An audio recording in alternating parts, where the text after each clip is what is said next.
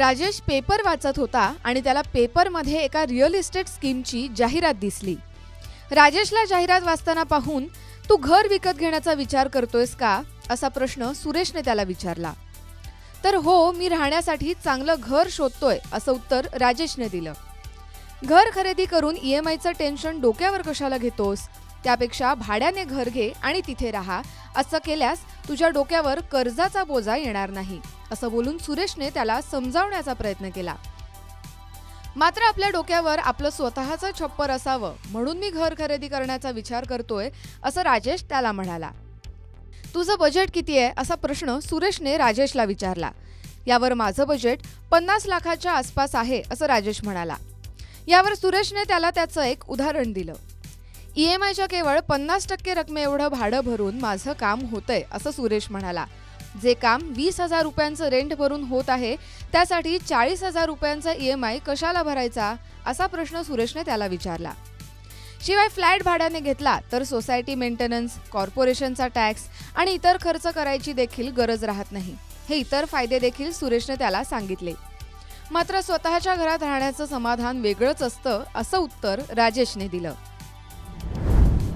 शेवटी स्वतःचं घर ते स्वतःचं घर हे वाक्य तुम्ही बऱ्याच वेळेला ऐकलं असेल.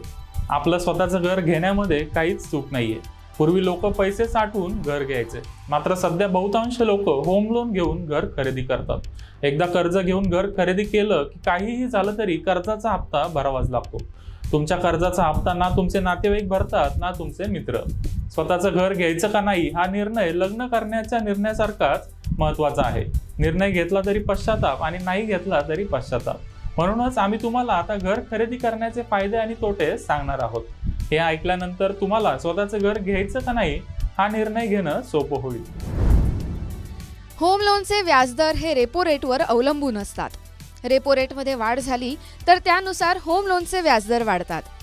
मे 2022 नंतर रिझर्व्ह बँकेने रेपो रेटमध्ये 2.5% वाढ केली आहे. त्यामुळे एका वर्षापूर्वी 6.5% असणारा व्याजदर आता 9% वर गेलाय. मात्र एप्रिल 2023 मध्ये पार पडलेल्या बैठकीमध्ये रिझर्व्ह बँकेने व्याजदर वाढवलेलं नाहीये. त्यामुळे कदाचित रिझर्व्ह बँक आता व्याजदर वाढवणार नाही असा अंदाज अनेक लोक व्यक्त करतायत. आता एक उदाहरण घेऊन हे समजून घेऊया. सध्या SBI 9.15% रेटने होम लोन देत आहे. समजा राजेशचं बजेट 50 लाख रुपयांचं आहे. त्याला 50 लाखांचं घर खरेदी करायचं असेल तर 20% म्हणजेच 10 लाख रुपयांचं डाऊन पेमेंट करावं लागेल. बाकी 40 लाख रुपयांची रक्कम बँक त्याला होम लोन म्हणून देईल. समजा राजेशने SBI कडून 20 वर्ष मुदतीसाठी 40 लाख रुपयांचं कर्ज घेतलं तर कर्जाचा व्याजदर जर 9.15% असेल तर राजेशला प्रति महिना 36,376 रुपये EMI भरावा लागेल.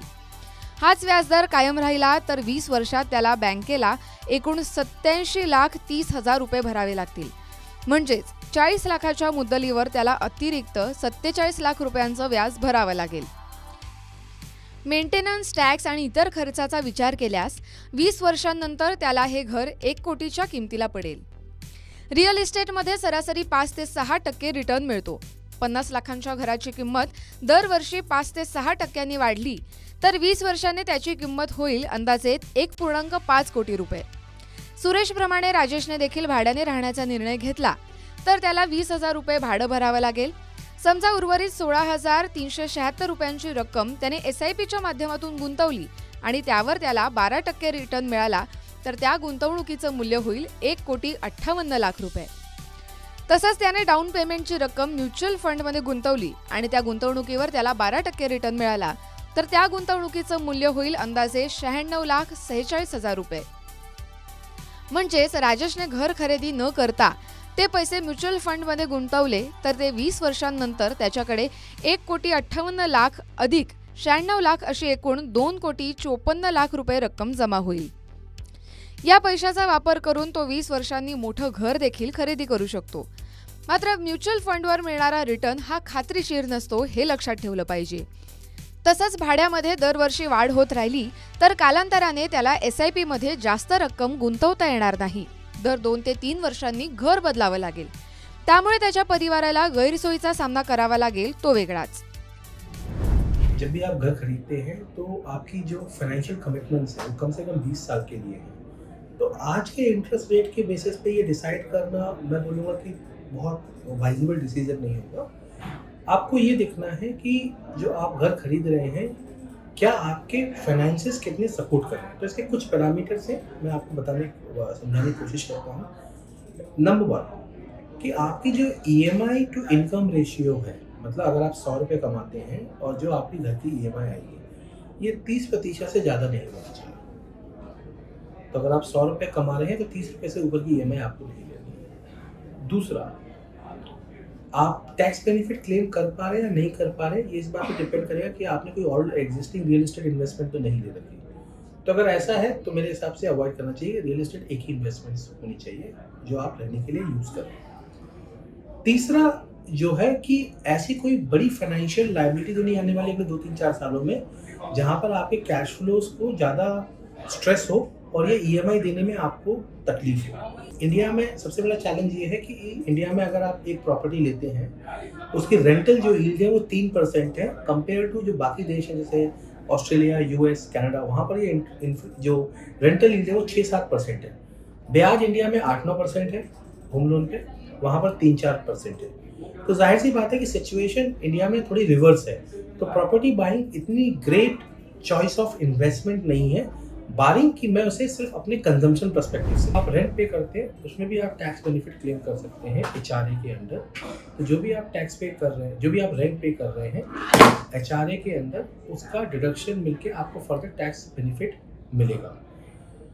तो क्या मुझे घर खरीदना चाहिए या घर नहीं खरीदना चाहिए, ये इस बात पे डिपेंड करता है कि आप घर का पर्पस क्या। अगर आप घर रहने के लिए ले रहे हैं और बहुत इमोशनल अटैचमेंट है तो जाहिर सी बात है ये कोई इन्वेस्टमेंट नहीं है, आप खरीद सकते हैं। लेकिन अगर आप इन्वेस्टमेंट पॉइंट ऑफ व्यू से बात करेंगे तो शायद घर खरीदना उतना आपको फाइनेंशियली वाइबल डिसीजन ना लगे, गिवन द फैक्ट दैट यहाँ पर आपको एक बड़ी EMI अगले 20 साल तक कंटिन्यू करनी पड़ेगी। आता घर खरेदी करण्याचे आणि भाड्याने राहण्याचे फायदे आणि तोटे काय आहेत ते बघूया। EMI पेक्षा घराचं भाडं हे नेहमीच कमी असतं। तसंच डाऊन पेमेंटसाठी पैसे जमवण्याचं टेन्शन राहत नाही। तुम्हाला पाहिजे तेव्हा तुम्ही घर बदलू शकता। तुमची बदली झाली तर तुम्ही सहजपणे दुसऱ्या शहरात शिफ्ट होऊ शकता। मात्र ज्या वेळेला तुम्ही कर्ज काढून घर खरेदी करता तेव्हा तुम्ही त्या मालमत्तेचे मालक होता। सेक्शन 80C अंतर्गत होम लोनमध्ये भरलेल्या प्रिन्सिपलवर वर्षाला 1.5 लाखापर्यंत कर सवलत देखील मिळते। तसंच सेक्शन 24 अंतर्गत होम लोनवर भरलेल्या व्याजावर वर्षाला 2 लाखापर्यंत कर सवलत मिळवता येते। स्वतःचं घर असेल तर सारखं घर बदलण्याची वेळ येत नाही, तसंच घर मालकाचा त्रास देखील होत नाही। या उलट तुम्ही जे पैसे भाडं म्हणून भरता ते पूर्णपणे वाया जातात। तुम्ही जे पैसे भाडं म्हणून भरता ती रक्कम म्हणजे तुमचा खर्च असतो। ती रक्कम एकदा भरली की तुमच्याकडे कधीच परत येत नाही। तसंच भाड्यामध्ये दरवर्षी 8 ते 10% वाढ होते। घर मालकाच्या परवानगीशिवाय तुम्ही घरात कोणतेच बदल करू शकत नाही। तुम्ही घर खरेदी केलं तर या अडचणींचा सामना करावा लागत नाही। मात्र down payment, stamp duty, registration आणि EMI हे सगळे खर्च तुम्हाला करावे लागतात। तुम्हाला जर अचानक पैशाची गरज भासली तर लगेच तुम्ही घर विकू शकत नाही। तुम्ही जर पहिलं घर खरेदी करत असाल तर तुम्हाला काही गोष्टींचा विचार करावा लागेल। तुमचा जॉब किती सुरक्षित आहे यावर तुम्ही दर महिन्याला EMI भरण्याची जबाबदारी घेऊ शकता का नाही हे अवलंबून आहे।